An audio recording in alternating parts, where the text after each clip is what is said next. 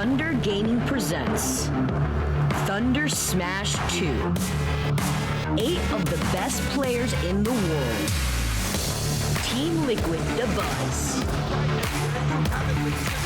T1 Larry Lurr. World Best Gaming MVD. Most Valuable Gaming Dark Wizzy. CLG Void.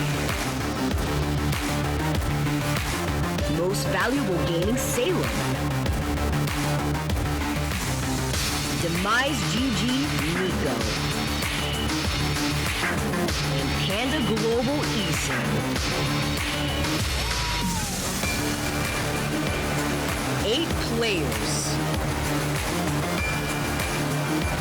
$10,000 prize pool. Live from Los Angeles. Thunder Smash 2 Invitational starts now. Hello, everybody, and welcome back to Thunder Smash 2 here in Long Beach, California. My name is Coney, of course, joined by the incomparable D1 and Austin, and we are ready for Group B action. Yeah, man, Group B action is going to be pretty interesting. We have 2 Pikas in that pool. We have Void and Esam, and interestingly enough, we also have Dark Wizzy, who, you know, I'm really happy that they actually gave him the opportunity to come all the way out here, and Larry Lurr, who is currently ranked number 6 in the SoCal Power rankings, but unfortunately not quite PGR'd. And has still yet to be revealed on the PGR. I'm guessing top 20. Top 20 guaranteed, man. Which is why I use the word yet. Yeah, there you go. Let's But go. it's interesting that you talked about Dark Wizzy, right?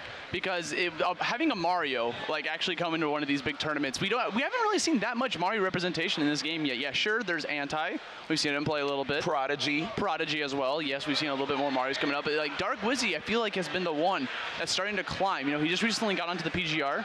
He's at top 30, top 40, the number 35, number 36 around that ballpark, Sure. and he is he's killing it right now in that regard. So I want to see what he's going to be going up, because that's going to be one of our first matches today. He's going to be fighting off against Void.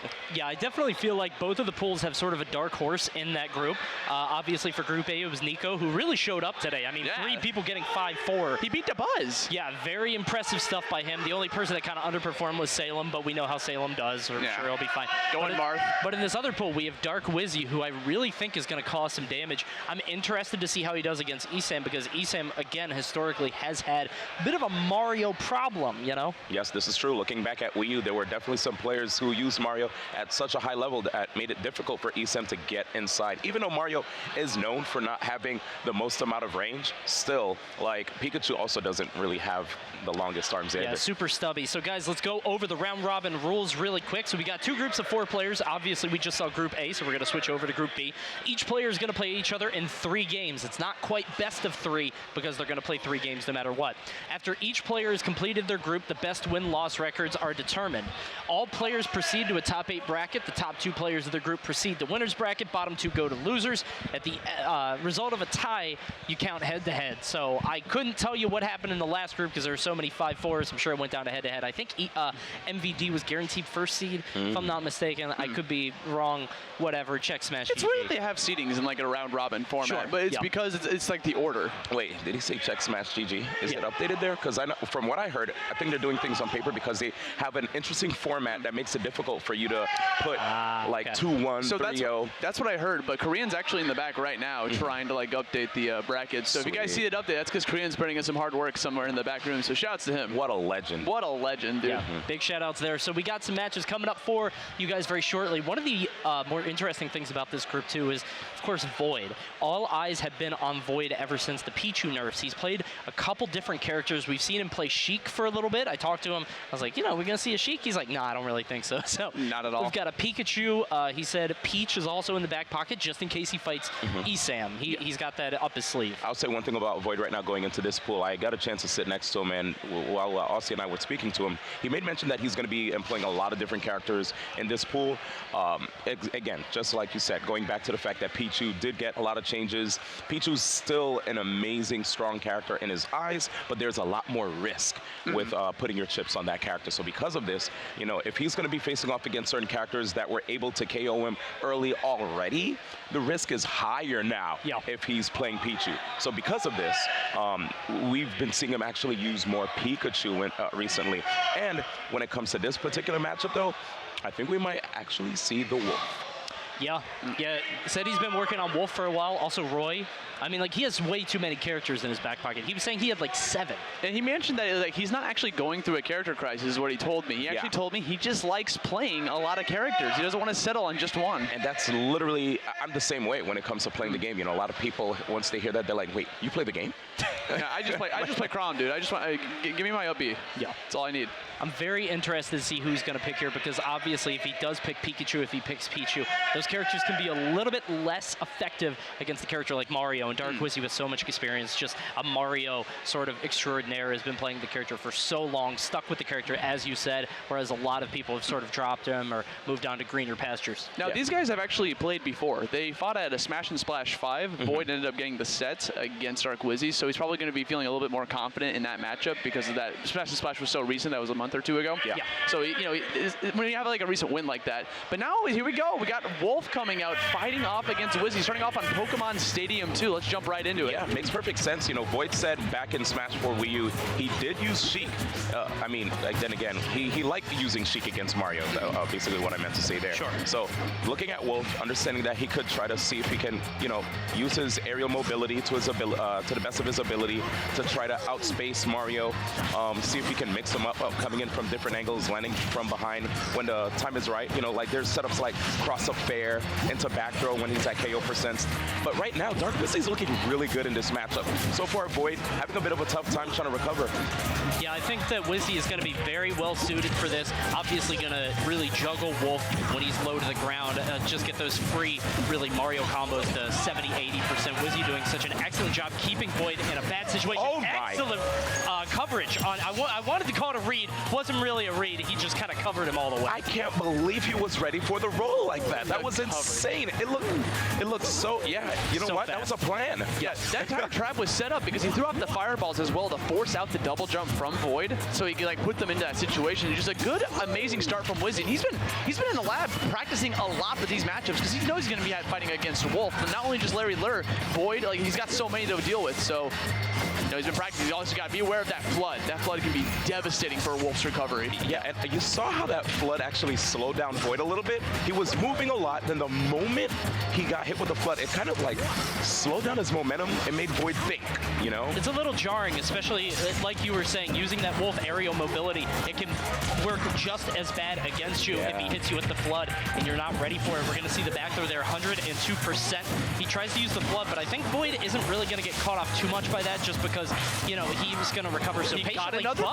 Oh my God. Just like that, he's going to fall to Wolf's poor recovery. And that's what you got to do against a spacey like Wolf. You got to just keep them off stage, ledge trap him, forward tilt's going to be able to catch that neutral get up, is still going to be able to live 149% on Wizzy, and he's still holding on to 3 stocks. Honestly, man, that fireball makes it so difficult. Void finally able to take off that stock with one of my favorite tilts that Wolf has. DOS boots. Yeah, man, it does a good job of just catching people who jump from the edge as well. But right here, yeah, that fireball, you know, just like you said, it forces Void to have to burn his jump early so that if he wanted to recover low, oh, look at that.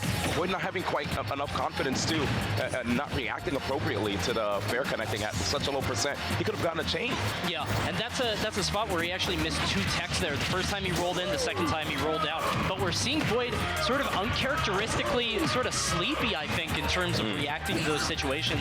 I wonder if Wolf is the best pick against Mario because obviously he plays so many different characters, but Wolf is very much kind of like a brawler archetype. And I think Mario sort of fits in that vein too. And if you're going head-to-head with Wizzy, if you're fighting him straight up like this, especially with a character you might not be as familiar with, you're kind of trying to pick up at this level, I don't know if you're going to come out ahead. I feel like I have confidence in the ability of Void's Wolf because of the fact that if you look at Wolf, right? Yes, Void may be playing from behind, but Wolf can rack up such quick damage in a short amount of time. But remember, Void missing those opportunities when he does get the openings did cost him a lot. Now he's starting to ledge trap though. One thing I'm really surprised by, he went for back throw there. He could have gone for down throw to go for the dash tech or up throw to go for a forward, but instead he wanted to push him off stage, get him to ledge. Positional advantage, and it allowed him to set up the situation where Dark Wizzy was in the corner, and he's got so much off of that. Like I said before, oh, Dark Wizzy taking the first game, but I'm still pretty comfortable with the Wolf pick because you saw how he was able to bring it back, just like I said There before. was definitely a momentum shift here at the end there. You saw like Void starting to like, okay, I think I know what I'm doing against you now. And this is very typical in a lot of top level matches is game one. Usually you'll see a lot of top players lose that first game and it's because it took them a couple stocks to start to realize, okay, this is what you have to do against Mario because you know Void doesn't practice against Mario that often. Like how many Marios you have in SoCal? I mean, you got Luigi's. Master Mario, pretty much. Yeah, Master Mario. He does come out to a lot of events though, so Void can. I think Void is pretty aware because he comes out to his locals as well. Right. We'll see what happens here though, because regardless of having experience in a matchup, it's the player that counts, right? This is Dark Wizzy. Yeah, this is a different breed of Mario. Well, when we're talking about losing the first game, usually it doesn't matter, sets matter, but in this kind of round robin format, that first game could really hurt you in terms of getting the first seed, the second seed, whatever you're going to get coming out of this group. So I'm interested to see how that comes back. I like the use of up tilt there. Against a lot of characters, you would be able to continue stringing forward airs, but Mario has that combo breaker neutral air, so he goes for the safe option. Really like that awareness from Void. Yep, it was great how it just set up Dark Wizzy on a platform too. In the absence of a platform, you have Dark Wizzy in a weird juggle situation, and a lot of players tend to air dodge there, which can set up for another grab or just another move that can just set Dark Wizzy back in the air. I play Wolf, by the way. This coverage coming right now from Wizzy is out of control. Like every single time, he can't get back to the stage. He goes for the platform, there's a back air waiting for him. He goes for the ledge, there's a grab waiting for him, an up smash waiting for him. Like he's just having so much trouble anytime he's pushed off there. I think that's just all of the work ethic coming out from Wizzy. Void isn't able to respond back because it looked like there he was trying to hold that shield and wait for him to come back, and the coin actually knocked him off the ledge. Really surprised by that. I was surprised at the lack of Void even trying to go for down smash on Dark Wizzy's recovery on the left side of the stage. He kind of just stood there. Yeah. I think he tried it a couple times, but now he's sort of realized that option may not be on the table, or maybe he's not timing it correctly. You do have down angled F tilt as well. Yeah, Wizzy's definitely feeling himself. You saw him charge that up smash at roll distance. Definitely was trying to bank on that easy roll coming out from Void. We said that Void was sort of figuring out the matchup, seemed a lot more comfortable in the later stocks of that game, but here Dark Wizzy has answered back. We're on the same stage as last time, and we're seeing a very similar story being told as Dark Wizzy way ahead of Void. I'm so impressed at Dark Wizzy baiting out Void. So understand that Wolf, he's not quite a fast character, right? So in order to try to get an opportunity to zone break, you have to go for a dash attack. And that's easily blockable right there. Even from that range, Dark Wizzy baiting it out, getting the up smash. That was so big brain. So tricky on that recovery. You see him go for the wall jump into the B reverse fireball, getting a little bit more damage. There's the up tilt again, but still not enough to KO. Wizzy gonna use that B reverse fireball to be able to have his back to Wolf on the stage, but he's gonna eat the dash attack, lose his stock. Going from West Coast to East Coast, Void finally taking yet another stock on the right one. One stocks to two, though. This is definitely in Dark Wizzy's favor. He's already got some stage control here right now, trying to push Void against that edge. But here comes the forward air trains. Drop the combo. It was really interesting seeing how Dark Wizzy understands Void's game plan. You notice how at low percents, Dark Wizzy's like, I get it. You want to get a forward air on me. Here, hold my back air, though. Every single time. But Void's been spacing him out a little bit easier sometimes. Like, you see him trying to do some fadeaway forward airs. Now again, he's stuck on that ledge. You see Wizzy trying to, that was tricky. He air dodged through him to land right behind him. This is bad. Yeah, Wizrobe just has so many tricks up his sleeve. Just kind of happens when you're one of the few purveyors of the character left. You are really able to surprise people with some of your options. And I mean, Mario is a character that allows for a lot of expression. And I think because of that, he's not quite as flowcharty as a lot of the top tiers. And because of that situation, you have such these pockets where you might know the matchup against some people, but maybe not against Dark Wizzy. He's going to take that 2-0 currently going into the third game. I want to talk about that entire conditioning at the very end there. You saw Dark Wizzy go for grabs several times, whiffing it, maybe even on purpose, because he was at 161%. If he connects it, cool. It's a free back throw, he kills. But because he did that so much, he was able to bait out a jump at a shield. You saw him holding shield right there, because like, oh, I'm going to grab you. So Void's going to jump at a shield and hit him with like a forward air. But because he knew he was going to condition him into jumping at a shield, he had an up smash with his name on it. Yep. Very smart gameplay coming out from Void. Wow, Dark Wizzy, dude, you could tell this guy practices, he practices so much. Same for Void too, but the fact that he's able to condition a player like Void, right? All right, and I gotta ask you, Wolf here, is this stubbornness now? He doesn't, he's not a fan of using the other characters that he has, in his pocket against Mario. He's fairly confident, but I think Dark Wizzy, he's just making all the right calls. Like, he's got momentum. Yeah, the fact that he already was able to stop Void from getting either grabs at low percents or even he's just shutting down a lot of Void's options. Because here's the thing, right? Wolf is a top tier, but he's a top tier that's quite figured out. Yeah. And because of that, it's harder to procure the same kind of great results that you usually saw from great Wolf mains. Now, they have to dig deep. You saw Void itching closer to that edge. Looks like he was trying to like fish out a down smash potentially. And some forward tilt's also a really safe option just to try to catch someone just going for neutral get up or whatever. We have a lot of returning the tables from Dark Wizzy. Pushing him off now, give him a little bit of a bath. Yeah, I think that having that stage counter pick is going to be really good for him. Surprised he didn't utilize it before, but you could see him using that platform there to be able to make it back. 134 on Dark Wizzy. And I saw Void going for the up smash repeatedly, trying to catch Dark Wizzy jumping, but this stock is getting a little rotten. He's got to find a way to get rid of it right now. Oh, that might have been, yeah. Oh, no. Back throw might do it. Not quite. Even with the rage, I'm a little surprised. He's not going for the down smash anymore. One thing I'm not seeing from Void, too, is that there are opportunities where he can definitely scoop up Dark Wizzy for whiffing a move with an up smash, but he's just not catching these up smashes whenever he sees a whiff. Finally connecting a forward tilt on the ledge, you know, catching out that ledge attack because he's spaced far enough away to avoid it. So to bring himself to a two-stock match. Void's, you know, not done yet. Yes, there's only 3 games to play here, but every game matters for the seeding purposes because you don't want to be starting in losers in that top 8 bracket. That sounds awful. Good forward air there, going to get the follow-up, and there we're going for the safe option. Down throw dash attack. We have not seen him do that all set, finally utilizing it here in this 3rd game. Yep, but Void not going for the up tilt afterwards, which allowed Dark Wizzy to immediately just double jump Nair to safety. 63 to 54, very even. Dark Wizzy banking on the fade back, but he doesn't get it. Yeah, he wanted that directional air dodge so bad. Yeah. And now Void is basically doing what Dark Wizzy was doing to him in the 2nd game. Dark Wizzy trying to force grabs and Void just nairing back, retreating nairs. Uh-oh. Chases him, down smash, has him off stage, gonna give him a slight bath. Free grab, he landed right into his clutches. This could be a fantastic edge guard for Wizzy. Trying to get that dash attack afterwards, has a cape as well. Sets him up, good mash. He had to go for that mash. Oh, but the back throw's coming through right here, and Void, yep, his final stock right here. Spin to win, baby. Have to see if he can make something happen. No up smashes connected, no down smashes. Void's kills have primarily come from, you know, forward tilt, up tilt, things like that. And I feel like Dark Wizzy is just doing an excellent job of staying outside of those kill, really, pockets. And because of that, he's just rolling over Wizzy, or Void here. Dude, could you see how comfortable he is right now facing against Void? He's just empty jumps, waiting to see what Void's gonna do.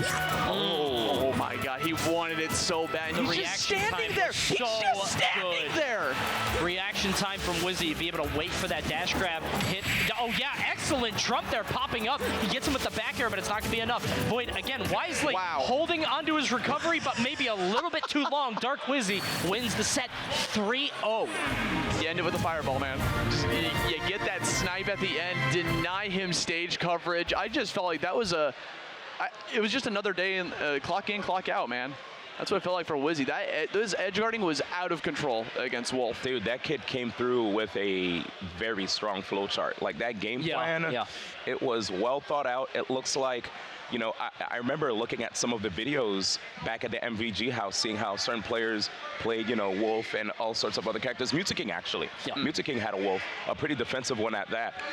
And if you're playing against somebody who's that defensive, I guess you're able to, you know, just be patient yourself. You saw that patience that he was able to show the rest of us when he was facing off against Void. He didn't seem too shaken. No, he looked very comfortable, especially at that sort of mid-range where you're close enough to really hit a tilt, but not quite close enough to get like CQC, like jabs or grabs or things like that. And you could tell Dark Wizzy really thriving in that environment, going up 3-0. And again, in this kind of format, that's a little worrisome for Void. I think he might have been the favorite going into this, similar to how DeBuzz was on the other side. And because of that, he's going to drop down, go 0-3, and that really sort of bodes poorly in terms of what kind of seed he might get in the future. And keep in mind, Void definitely top 20 on the PGR, maybe even top 10 depending how it goes. Dark Wizzy, I believe, 31, so that's a huge win. This does count for the PGR, albeit, you know, obviously less so because it is an invitational, but that is a huge win for Dark Wizzy.